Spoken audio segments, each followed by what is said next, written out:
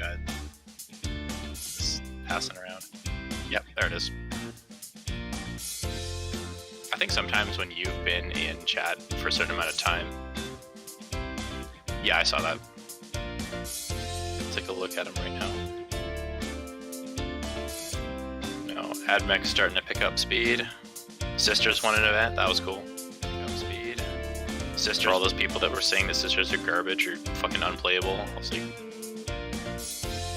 oh no, there's like, yeah, exactly, that's what it is. There's a bunch of sisters players that think that like sisters are just garbage now, which is hilarious. It's just like, basically they're not.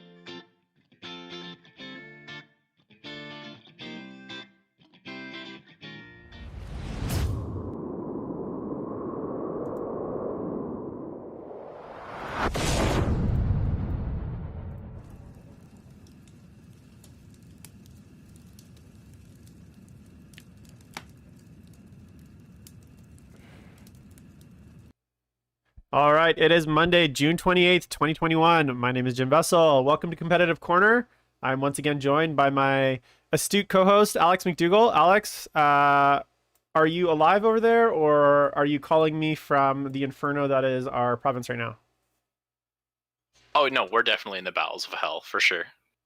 45 degrees out right now. Yeah, so for those of you that have not been paying attention to any news and have been living under a rock, both me and Alex live in the Pacific Northwest in beautiful British Columbia, which is a temperate rainforest. And the reason that I live here, and I know for me personally, the reason I love Vancouver is because I'm a big wimp. I don't like it too hot. I don't like it too cold. That's why Toronto is no-go for me. That's why the East Coast is no-go for me. That's why the South is no-go for me. So basically, the only place I can really live comfortably is Pacific Northwest.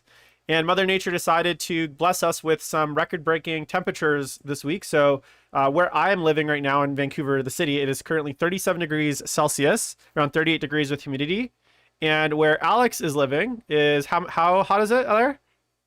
46 right now. So 46 degrees Fahrenheit. For those of you who are American, that's around 116 degrees Fahrenheit.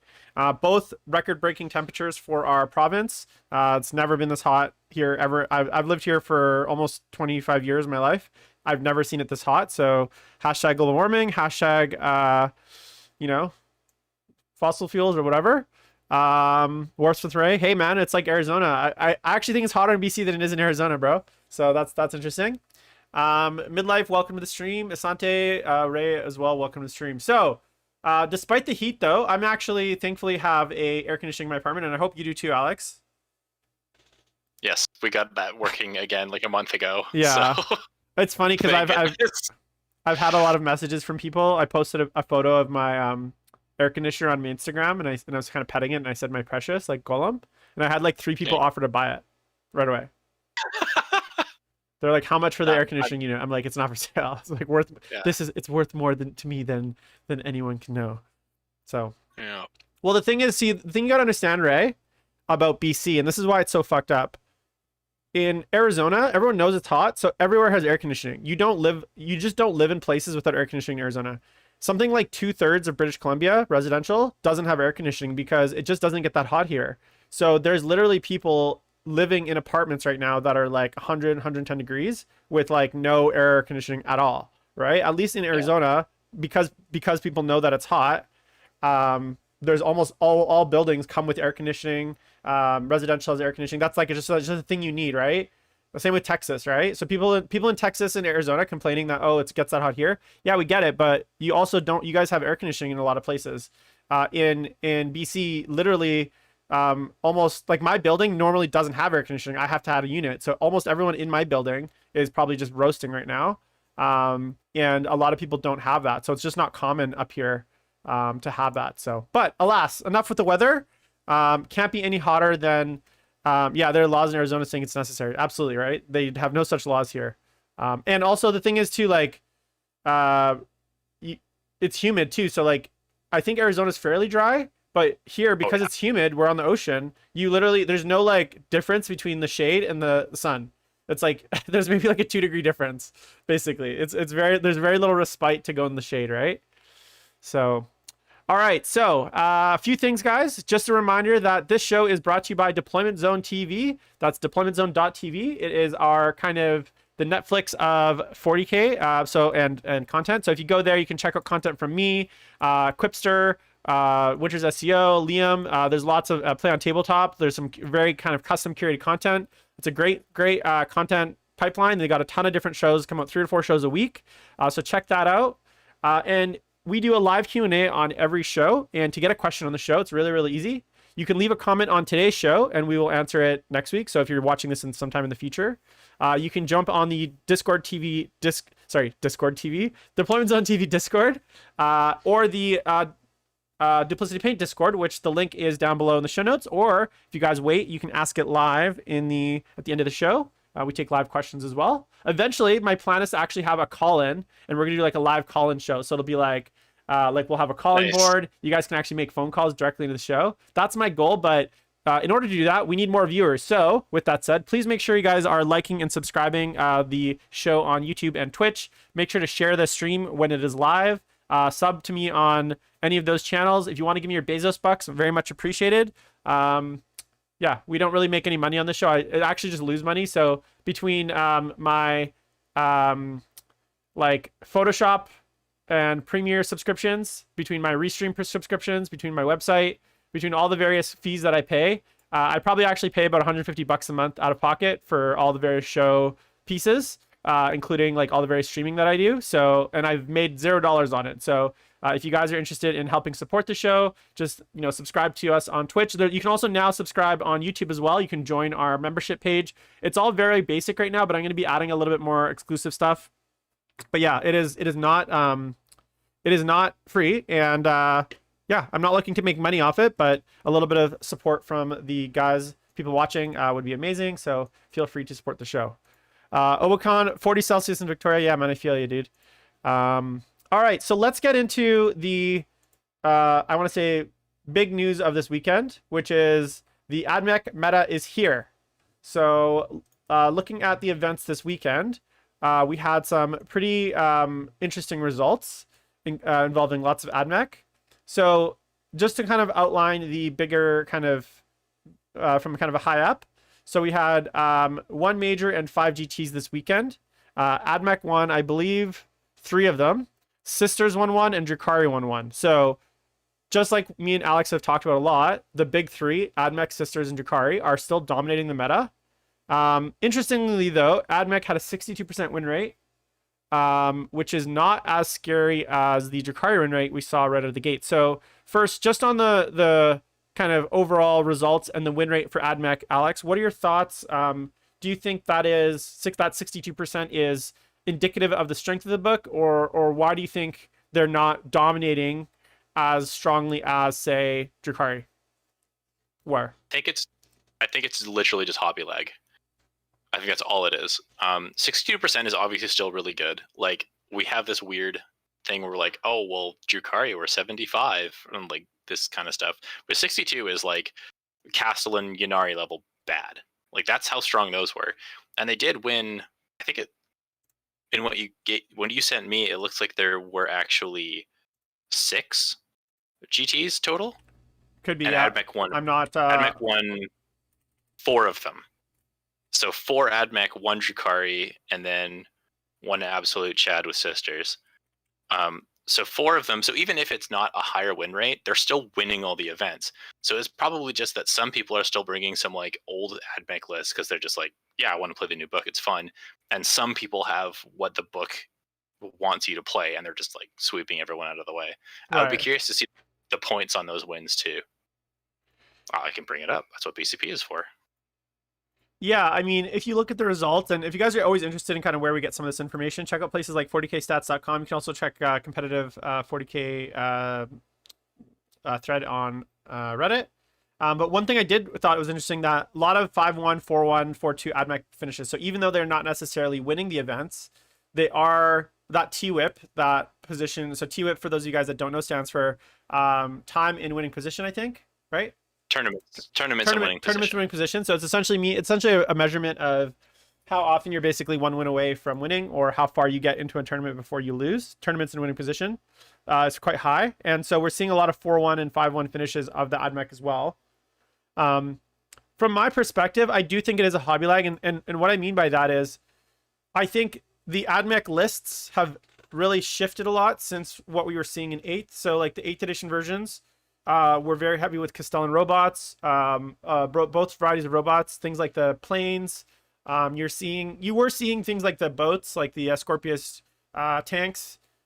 Those are still good, but we're not seeing those as much. Now we're seeing lists with like upwards of 50 to 60 Rangers and Skitari. We're seeing lists with a few other tools, some characters thrown in, but very Skitari heavy. And a lot of people didn't ever run a lot of Skitari, so painting up 50 to 60 Skitari is neither cheap nor quick. So I imagine we will see a shift to that fairly soon. It's a lot quicker to paint 5 Raiders than it is to paint 50 Skitari, right? So yeah. With the Dark Eldar, the other thing too is Dark Eldar actually have one of the lowest unit counts in the game. So if you actually do look at Dark Eldar, they actually have I think someone did a recent math add up. I can't remember who it was, but Dark Eldar actually have one of the lowest unique amount of units in the game. So it's a lot easier to have a bit of everything versus AdMech. Yeah, and I think the armies just kind of look the same as they did before. Like, we're running Raiders. People were putting a bunch of MSU in Raiders and Venoms, and that's still what the army does. Right. And everyone who plays Drukari had Scourges and Incubi already, because everyone loves those models, and they're just cool, and they're finally good. So and witches. Almost everyone had 10 to 15 witches. Almost everyone had 10 to 15 racks and 10 to 15 like yeah, what are they called? Cab lights, right? Cab lights? The characters obviously everyone had, you know, and then really it just became end up throwing in some raiders and a few other things. Yeah. Whereas this, yeah, it's a big shit. Who the hell had 80 Skitarii painted? Like, come on. I mean, yeah, maybe David Koska. So one thing that I did notice though is that we still haven't seen an AdMech FAQ. So GW is definitely in the lagging department when it comes to the FAQs so far this edition. Like I know initially, and again, you know, they haven't really mentioned what their FAQ schedule is for 9th edition. One of the things that we were used to in 8th was that kind of 2-week FAQ. And we know that there are a few small things that I don't think are going to be game breaking, even if they do, like they're not to the level of the Drukari stuff. But for instance, like the whole thing with the transports, which I don't really think anyone's really abusing anyways, because it's better to just have pure AdMech, but it's funny. Obviously there's some right, that horrible wording. Yeah, there's some concerns around the I think it's the Raiders, the ones that can come in and come out in the same turn. Was that what are those called? The Traxi, the Skystalkers? Yeah, the Traxi. The fact that they can come in and come out on the same turn, I think is probably not intended and should see the sterilizers, I think. Just because it's so strong. They can come in, shoot, and then pop out before you get a chance to do anything. Which is probably a little bit too strong. And score points. And score points, right? Because they can do actions. Also just you leave at the end of the turn. And right. The scoring for a lot of these things is at the end of the turn. And right. It's your turn, so you get to pick the order. So it's score my points for engage and then leave. Which is like insanely strong. Stupid. Obviously, I know there's a lot of talk on the efficiency of things like Rangers and Vanguard. Like some of the winning lists have almost 80 of these Rangers and Vanguard models. And with the Lucius Forge World and the stacking of the Canticles, they're getting like basically 2+ saves. So you have you have 80 infantry that basically have that a CP stratagem to auto wound on 4s, shoot 3 times each, force hit, sorry, with 2+ saves. It's incredibly hard to budge, and they just mob the board, and from a long range to 30-inch range. So for 8 points a model. Yeah. And apparently they're getting more in Book of Rust too. Yeah, and we're going to talk about Book of Rust a little bit, which again, Games Workshop is more and more making a strong case for not allowing faction campaign supplements in competitive events. And I actually am starting to lean towards that way. The more and more, like if this trend continues, and we haven't seen the rules, obviously, like we know that some of the Armies of Renown with the first book weren't great, right? And actually, I think that's probably the best way for them to go. But on the other side, we saw things like Cult of Strife, which have taken Drukari, which is already a strong book, and made it like way better. So I think if you took out Cult of Strife from Drukari, they almost might be back down to normal kind of power level in a lot of ways. What are your thoughts on that? I think Cult of Strife is... I think unfortunately Cult of Strife is the outlier. Like so far, none of the stuff in Book of Rust has been like, I don't know, anything that's really been too wild. Like even the Metallica stuff for AdMech didn't seem particularly great, but Cult of Strife is just so insane, attached to an insane book. As a person who knows that a campaign book is coming for Tyranids, and I'm like holding out hope for it because what I have is so bad, like I kind of don't want that to be the case, but I can see both sides of the argument. Yeah, I think, look, it's one of those things where it's kind of like, it's a twofold issue for me. One, it's a case of inconsistency across these books. So when you look at, say, something like the Armies of Renown versus the supplements, there's a huge divide in that power level. So things like the Terminus S list, the AdMech list, they're very restrictive And as part of that restriction, you get some bonuses. And I think that's the way that they should go. With things like the Cult of Strife, and as we'll talk about in a bit, with some of the AdMech things, I think that the way that they're talking about, and I'm going to have a bit of salt later about it, as I usually do. It seems to me that it's like, here's just extra rules for free with no downside. So if all of the armies and campaign books followed that first kind of version where it's like there's restrictions and it's kind of thematic, like the Terminus S list, right, where you lose vehicles, I don't think that's an issue. But when it's this kind of like, well, here's just another whole set of rules with no restrictions, that is what kind of rubs me the wrong way. So that's the first issue. Second, it also becomes a case of the haves and the have-nots. So in this case, we have two of the newest books, Sisters, Drukari, and AdMech, all getting these kinds of like special on top of additional supplement rules. So the three strongest books are getting stronger. And you have lots of armies like Chaos Space Marines, which are not getting anything except reprints, which we'll also talk about. So, and then things like, I don't know what's in store for Tyranids. I don't know what's in store for some of the other armies as well. But it's like, it would be one thing if all the codexes were out and then they released, just like they did with Vigilus, where there's like, here's 2 books with rules for everyone. Then that case of the haves and have-nots kind of goes away. But I don't like the fact that you have two issues. You have the inconsistency between the strength of the rules for the factions that get them, and then on top of that, the fact that some factions get them and some factions don't. Yeah, it really should have been that the Book of Rust was scheduled for, you've got your codex, like, okay, well, your Book of Rust comes a lot later. You don't have a codex, you get it earlier. I do know that the armies that are getting stuff that have a codex are getting less. Like, you're not getting as much. I know that the Cult of Strife is our book, came with like the book, and it's like so good. I don't mean power level wise. I mean quantity wise. Like, don't get me wrong, the stuff in Cult of Strife is insane, but it's not like massive scope. Right. Whereas some of these armies are getting like almost a full rework, like a bit, not changes to data sheets, but like the next closest thing you can possibly get to a change in data sheet is what some of these armies are getting. You know what they're not getting? 2 wounds on Chaos Space Marines. Well, you don't deserve anything anyway. Yeah. There's one more thing we should talk about before we go any further, and that is with the AdMech, the winning lists. These guys that are winning, they're not just winning; they're like booty blasting everyone. Yeah.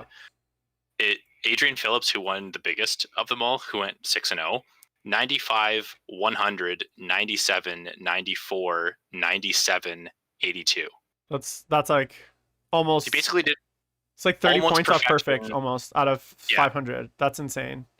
Yeah, so his last game against we can assume the second best player there, and he got 82, but his opponent still only got 48. So he still like annihilated him. Yeah. Like, that's probably a game that is known who's going to win by like turn 3. You don't want that as a top game. That's bullshit. Yeah, it's funny actually. Like, so we're in a 40K league, me and you, and I think there's one AdMech player in my division that I know I'm gonna have to play at some point. And even though I'm playing, I'm probably gonna I'm like 2 or 3 games because I think he's like 3rd or 4th, so I might play him in the next round of the league. But I'm already like, I don't even care. My next opponent's Death Guard. I'm not even thinking about that game. I'm just thinking about AdMech tech right now. Like, that's all I've been thinking about is like, what kind of lists? And actually, like, I do feel like Chaos does have some play into AdMech, given if they can alpha strike hard enough with things like Noise Marines, things like there are certain units in Chaos that can do well against AdMech, especially with things like Death of the False Emperor, and kind of that gross buff stacking. But it's not, and that's with tailoring lists, right? I don't think I could build a take all comers list that would be also good into AdMech. Like, I really have to tailor hard into AdMech and customize to make myself have any sort of chance. Yeah, no, like, again, I think I might be able to have a game into current AdMech, but I have to just completely skew to beat them, and it would make me horrible into everything else. Yeah, it's pretty unfortunate. All right, and we also saw Drukari with still a fairly disgusting, I think, 75% win rate. So a lot of people think that the Drukari menace is gone. I actually still think Drukari is up there with AdMech as far as most like super strong factions. And maybe arguably in some matchups a lot better than AdMech. I think armies that can't deal with that level of speed will suffer more against Drukari than they will against AdMech. Like, I think AdMech eventually the win rate will get better, but it is kind of just like a bludgeon you over the head hammer. It's like, here's my 12 las cannons that never miss, and here's my Right. one squad of 160 guys that can't be killed and can kill anything they touch.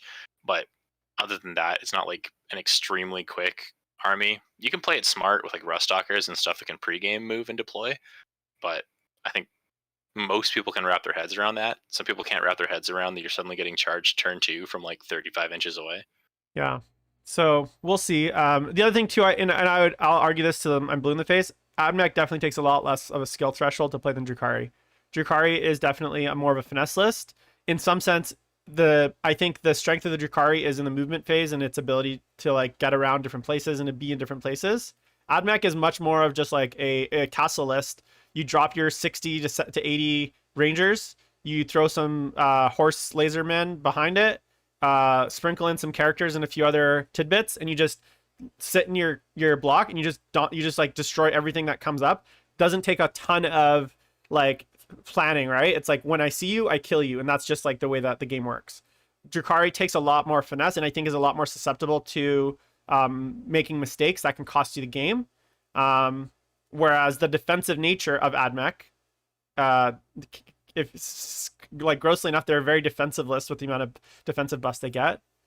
It just makes it so oppressive, right? In both phases, both shooting at it and getting shot at. Like, it's just, yeah. You really have to like have some beneficial boards and some beneficial, like a strong list against it. Yeah.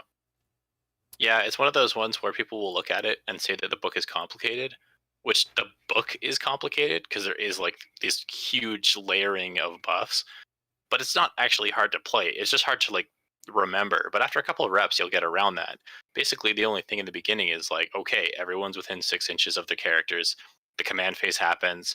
You hand out your 3 buffs per character to all your stuff, and then away you go. It's not really that like positionally or mechanically demanding. It just requires a bit of knowledge. I think the only thing you could do is you could like mess up the order of some of your doctrines and canticles. Yeah. Or maybe pick them in the wrong turn. Like exactly. Yeah. Is that what you meant? Yeah. Yeah. But like, so many of those don't you even waste matter your +1 save like turn 1 instead of maybe saving it for the turn 2 or whatever. Yeah, but even then that's not that hard.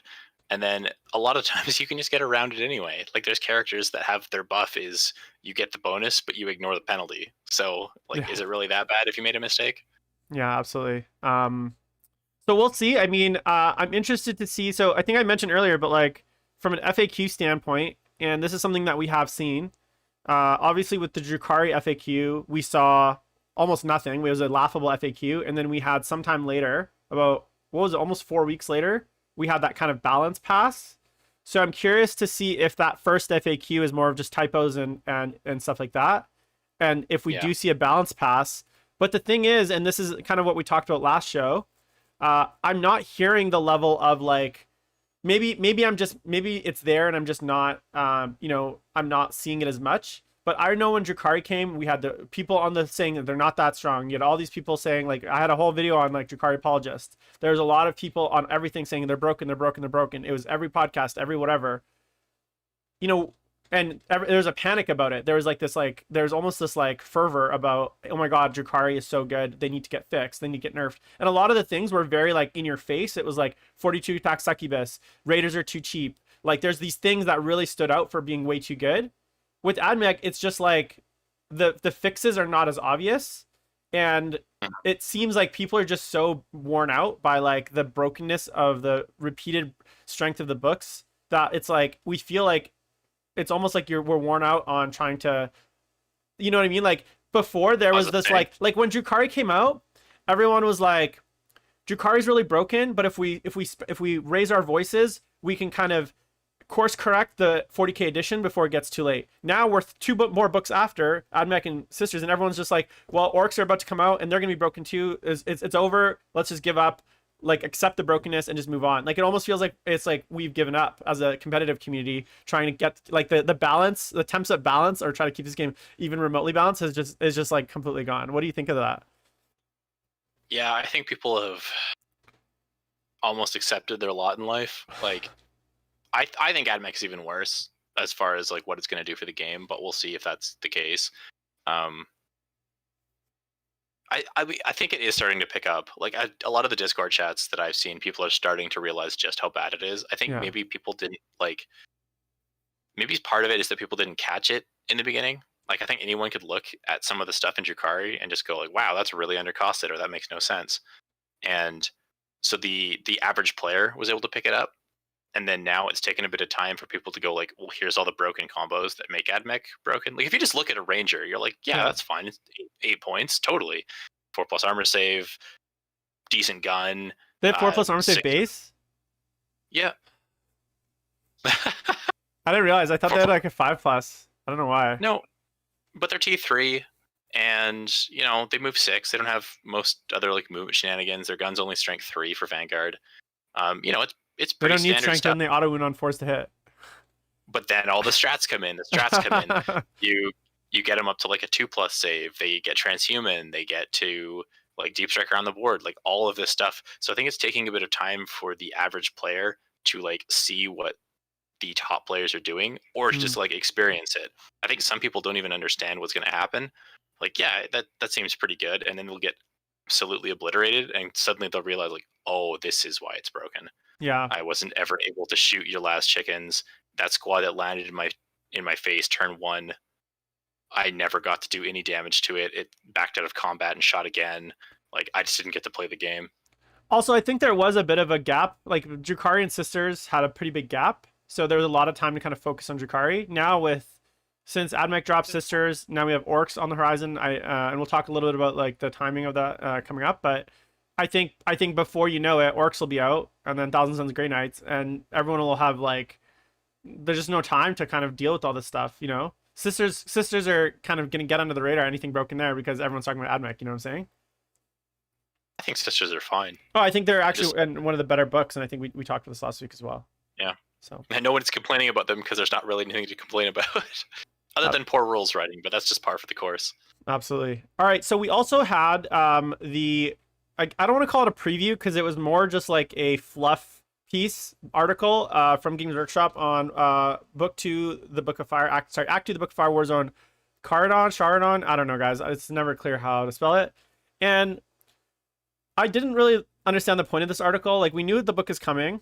There was literally no rules in here. But there are some rules. There's preview of rules that we might get. So, and actually one thing that I do want to call out. There's a line in here that actually like really bothered me.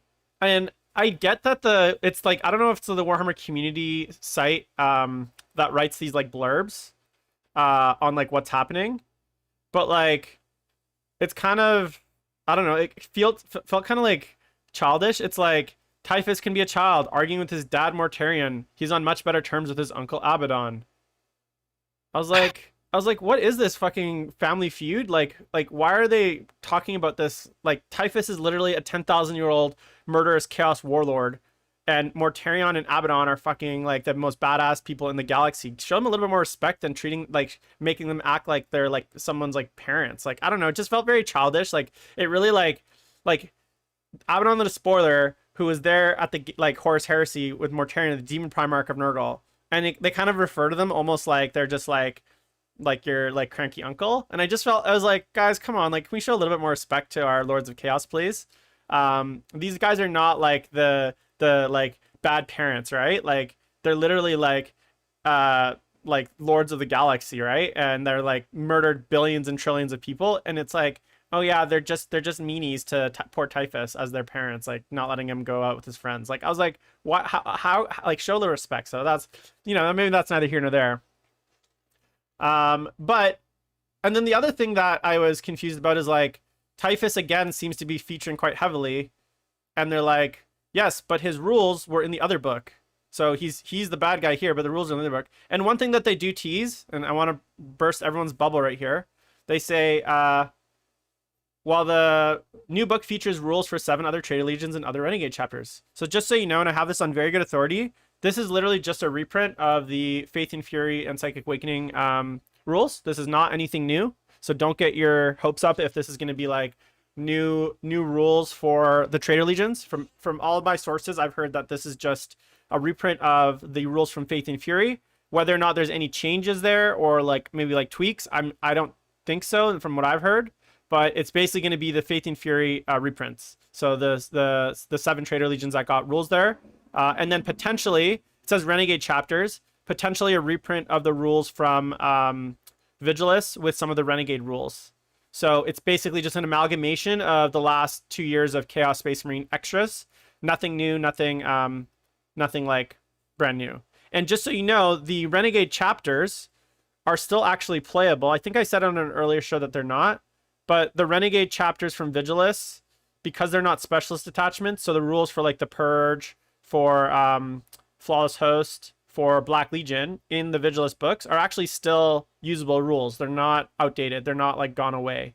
I'm pretty sure. So I think all we're getting is a reprint of those. Now the specialist attachments are no longer usable in Vigilus, but those rules for Renegades, Chaos Space Marines are still actually valid. So I think they're just reprinting them. That's what I've heard.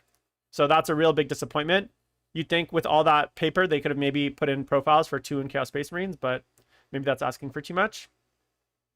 It is asking for too much. Yeah, apparently. And then we also, Alex, got rules. There is a preview that they're going to get the Skitarii Veteran Cohort, just what we needed, which is something that makes our Skitarii Rangers and Skitarii Vanguard, which we just talked about how broken they were, better. So what are your thoughts on the fact that we're going to be getting even better Rangers and Skitarii Vanguard? So there's 2 options for this. One, this finally completely breaks it.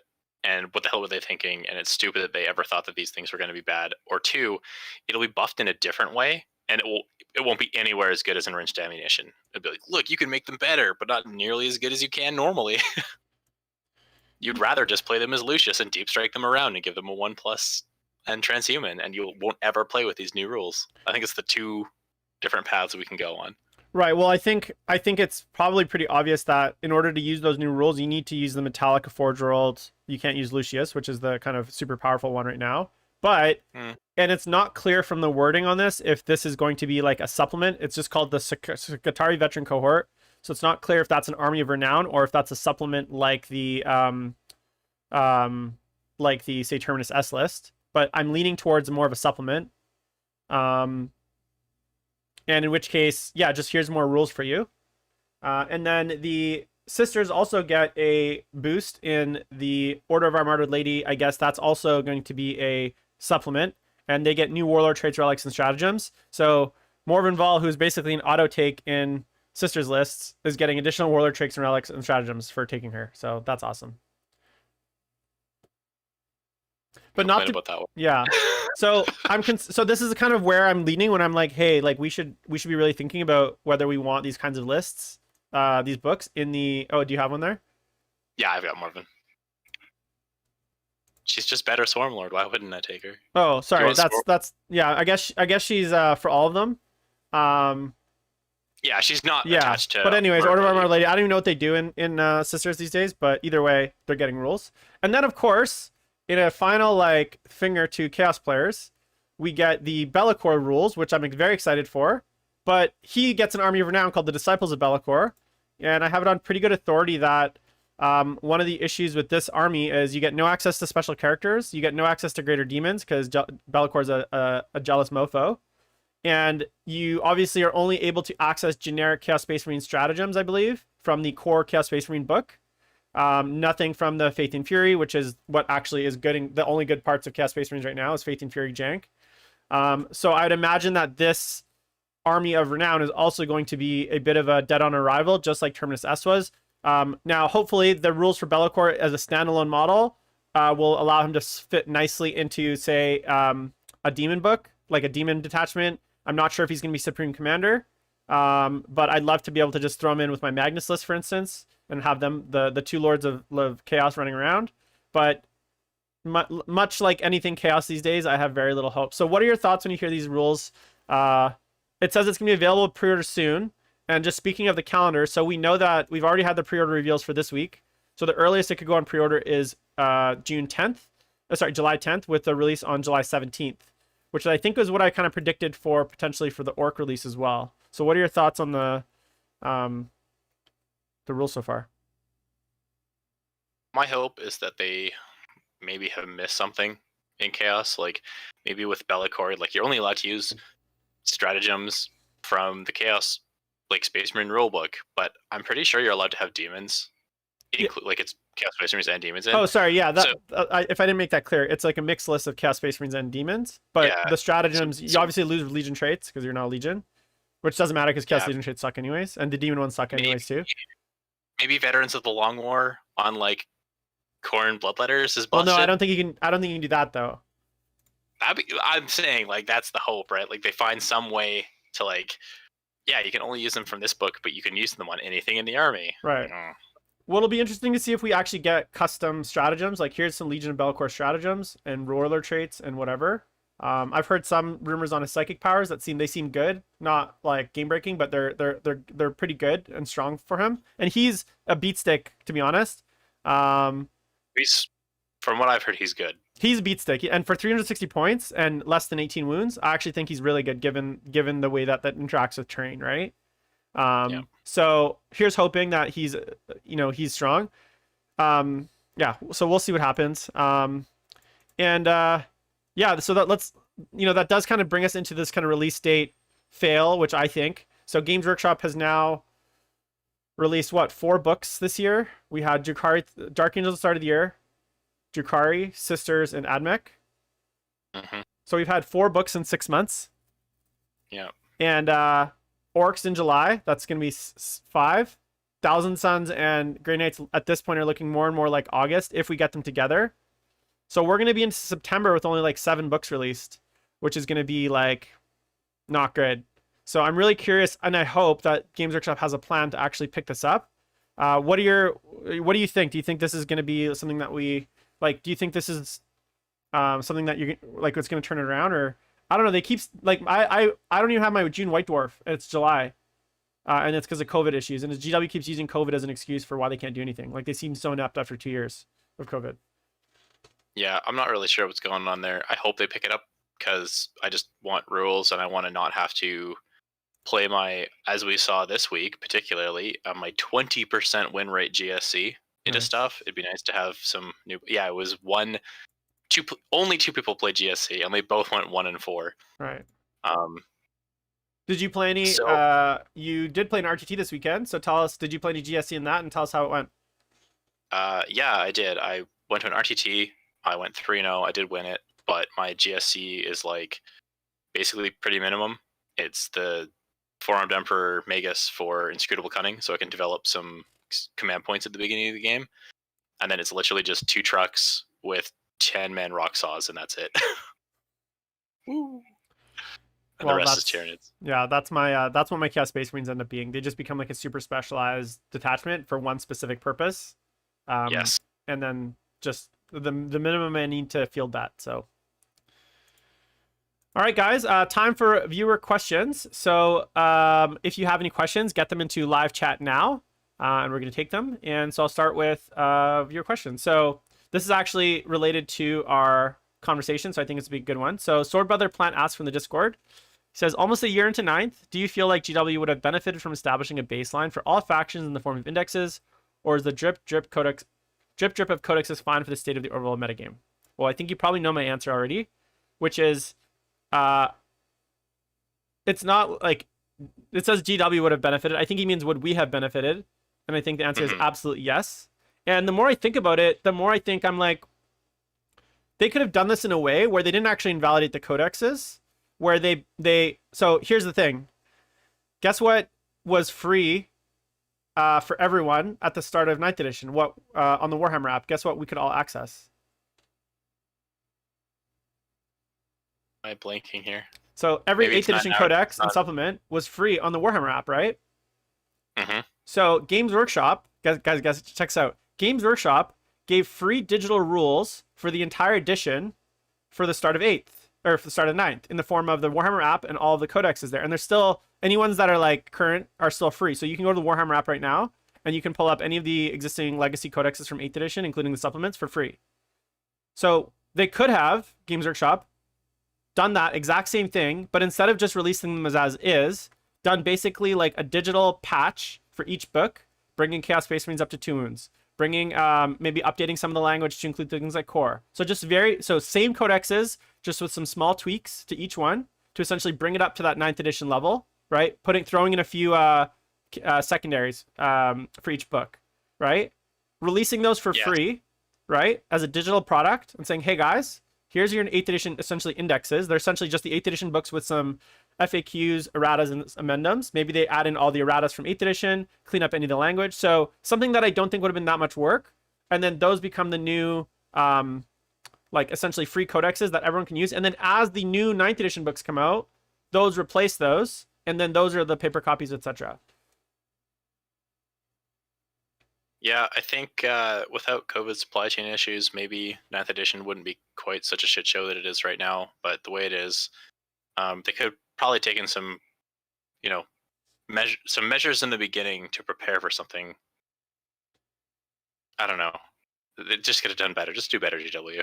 It's pretty simple. Yeah. So like that, I think would have gone a long way in like alleviating a lot of these pains, and people would have felt like their faction got a little bit of love before their actual full 9th edition codex came out. So that would have been, if I was a smart person and worked for Games Workshop, which I'm one of the two, I would have done that.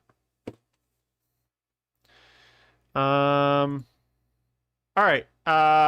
Ractal Boy says he played with Eldar against New Necrons. He lost the game because he fell behind in primaries.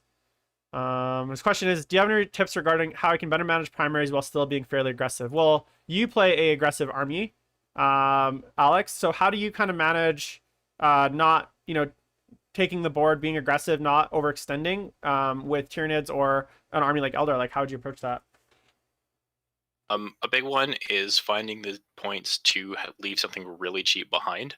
You can be very aggressive and push your army forward if you have some like dirt cheap little bastard sitting on the back, which you said he played Necrons? Oh, with Eldar against New Necrons. Yeah, but I think in general, just when you're playing an aggressive list like Eldar that requires commitment, how do you manage that without overextending? A lot of times it'll be using the aggression to take away my opponent's primary. I'll start winning the primary because I am mostly just denying him. So I deny him, but I also get that objective myself by being aggressive onto that objective. So I'm not necessarily thinking about 100% of the time what I am holding already, but more about what I'm going to take away and then hold. Yeah. For me, I think it's just about like with Eldar especially, I think just having lots of different units so that it's hard to, and you have to overcommit a lot of times. You can't put like one thing on an objective because they just don't have the resiliency. So having lots of different ways to score on the primaries and forcing your opponent to make lots of different choices. All right.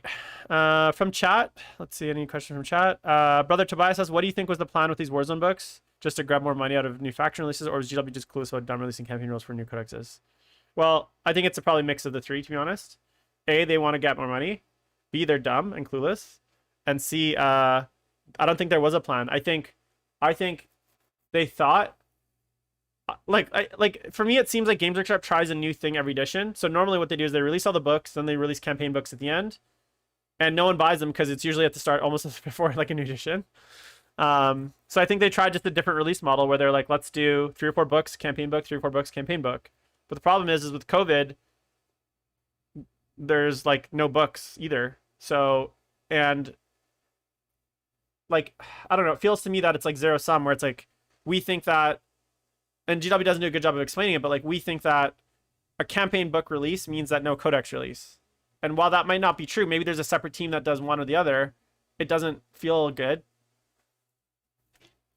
Because some of these obviously were just like clearly supply chain issues, like Book of Rust beating AdMech out the gates. So you get like weird AdMech rules for just Metallica without even a new book to attach it to. Yeah. Like, so I don't actually know, but I would imagine that some of the rules that were sitting in that book for Book of Rust 1 like didn't even make sense. Well, the Like thing that this, doesn't make sense to me either is like you have now 2 books with AdMech rules and Sisters rules, right? hmm and you're Two. about to have a third for AdMech. What's the sorry? Sorry, 2 supplements is what I meant to say. Oh, So okay, both yeah. supplements have rules for Sisters. Both supplements have rules for AdMech, right? I think that's the only one that. And then No, Chaos has. just AdMech's getting double dipped. Oh, this is there no? Sisters don't. Isn't there some sort of Sisters thing in the other book? No, it was Knights, AdMech, Drukari, And Death and Guard. something else. I don't. And Oh Death yeah, Guard. and Death. But I like that model makes no sense to me because it's like it just now spreads the rules. Now if you're an AdMech player and you want all your rules, you have to buy three books. So that makes no sense to me. And it's like how if you're gonna do books, these supplements with multiple like where you're repeating the same army, when are you ever gonna get to some of the armies, right? Like you're gonna have 12 campaign books just to get enough rules for everyone. Yeah, that's a lot of books. So yeah. Which I mean, at that point, you are getting to the point where I think people just won't buy it. Like I don't want to play an art, or I don't want to pay for. Let's say it's even worse. Let's say it's 4 books. It's like you get, we get up to like Book of Rust, fucking 11, and you're in 3 of those books. And that I don't want to pay $300 in books just to play my army. Yeah. So we'll see. Asante says, "What do you think of Drukari players who are bitching about AdMech? I love it. Oh yeah, that's justice. I'll drink their tear. I'll drink their tears for dinner tonight." Yeah. And when AdMech suddenly gets beaten by orcs, I'll be fucking happy about that too. Yeah. What if that is the case? So from Discord, VHG Heretic Dave asks, "Is meta important when building a list? Can you not just make a list designed to score points, primaries and secondaries?" Yeah, I think that the answer is meta is always important in building a list. With that said, you can definitely build an army that ignores your opponent, doesn't really care what you play. But I think the problem is you still need enough. You still need enough to deal. Like you still need enough of a, I guess, tweak to the meta so that you're not completely wiped out in 2 turns. So like I could write a list of like 300 grots, right? And say, oh, I'm just going to hold the board and take secondaries. But like, you still need to know like how to deal with other lists because other people will do the same, right? And I think that ultimately you need a combination of both. Now, that doesn't mean that you write a list that only is only trying to beat other armies and doesn't care about like the secondaries and stuff. The best lists do both, right? They're going to be able to independently score their secondaries and they're going to be strong enough to compete at a high level against the other lists. I don't know. What are your thoughts, Alex? Yeah, you always have to take into account the meta. Like, it's maybe not as important as some people might say, but it always has to be considered. The best thing that I can think of for holding an objective would be like a Barbed Hierodule. It's 18 wounds, it's T8, it's got a 2+ armor save. I can put it in a high fleet where it goes to a 1+ armor save, and it's got a 48-inch range gun. If I have 2 of those, I can sit them on 2 objectives in the back and hold those all game. Unless I'm playing against the top 2 armies, which is AdMech and Drukari, which have a million Dark Lances and Las Cannons that never miss, that will fucking scoop those things in like a turn. So yeah, holding the objectives with those Barbed Hierodules, great into every army except the 2 best armies. So you always have to think of the meta that way. Yeah, and I think the other thing too is like you need to be able to survive. And like if you want to play, and 8th edition was a good example. There's definitely some lists that were, say, points denial lists that just didn't die. They didn't really try to kill anything, but they didn't die. But if the meta all of a sudden is, if you build a list like that, that's not supposed to die, but the meta is full of armies that kill that exact unit's type. So say you build a whole army of 2 wound, toughness 5 models, but now the meta is all armies that have weapons that really easily kill 2 wounds, toughness 5 models, then it doesn't matter that your army is essentially a points denial list that's not supposed to die because the meta will instantly kill your army. So you have to actually kind of, you have to adjust to the meta by avoiding building a list that doesn't counter well in that meta, right? Kpi was popular. Kpi from chat asks, how long should an edition last? What are your thoughts, Alex? What did we have for 8th? It was like 3 years. 3 years. I think 3 years is pretty good. I was starting to get bored of 8th, but at the end of at the very tail end of 8th. Right. And that's not just because of like Marines and stuff. I was just like, I was getting to the point where I was like, I just want new mechanics. I want the game to play a little differently.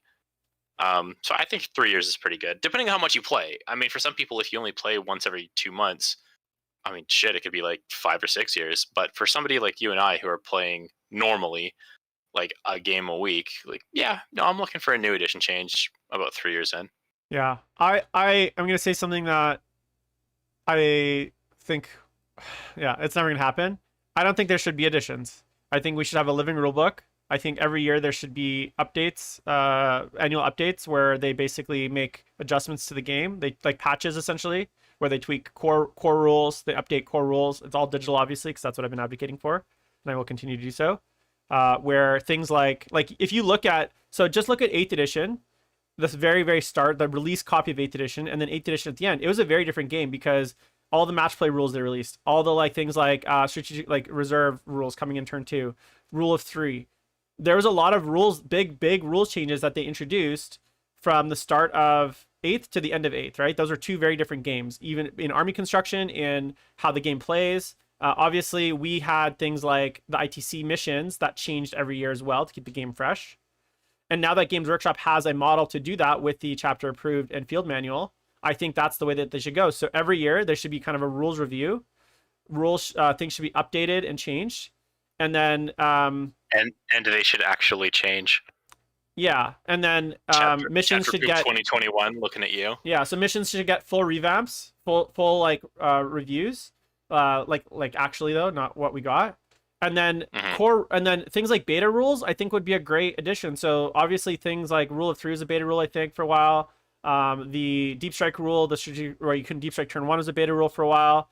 They made pretty big changes to things like pregame moves. So there's a lot of changes that people forget in 8th edition that actually fundamentally changed the way that the game played. And you could almost argue there was an 8th and 8.5 and then 9th. And this whole idea where we go through every 3 years, we have to basically, or 6 if we're able to carry over our books like we did from 8th to 9th, but obviously 7th and 8th we weren't, where we have to go through this full dance of full codec. All the codexes are out of date. We got to get released. It takes up so much time and energy for everyone. How much better would it be if releases, it was like, hey, here's a new release. Here's the Warzone. Here's the August release, and it's like units for multiple armies, rules for multiple armies, right? And they get added into that digital codex. So it's like all of a sudden, instead of just being a like let's say a AdMech release, it's like 4 armies get a unit each, and then a month later 4 different armies get a unit each, and it's like, here's the data sheets, here's the rules, here's a few stratagems, whatever, those go into that digital like master book. And then yeah, you could do like you could maybe do like more of a traditional edition update less often with that model, I think. And if you want to do larger rules updates, you just treat it almost like an edition update, but again, because it's all digital, universally you can change it seamlessly across multiple books. You can fix any sort of weird interactions if there's like new wording. That for me is like the fucking holy grail of game design and 2021 rules evolution, just like they would do with a like a digital product like a computer game. Now, are we ever going to get that? Probably not ever. So that would be my but I'm gonna fight the fight. If I have to every day on every one of my podcasts and shows, if I have to talk about digital rules, I will. But I'm gonna be a crusader for the digital rules, and in like 10 years when we maybe finally get it, I'll look back on today and remember the fight that we started back in 2020. Fight the good fight. Yeah. Oh. All right, guys. That is the show. Thanks everyone for tuning in. We'll be back on Wednesday with Hobby Chat, and then Thursday there's no stream. So Wednesday is going to be the last stream for this week. It's a little bit of a lighter stream schedule. We have Canada Day coming up. Happy birthday, Canada. I'm going to be away in the bushes, camping, raving, dancing, all that kind of stuff, and all the other good and bad things that comes with that. And hopefully everyone else has a really good week. Alex, thanks again. You've been listening to Competitive Corner. We will see you guys in a week.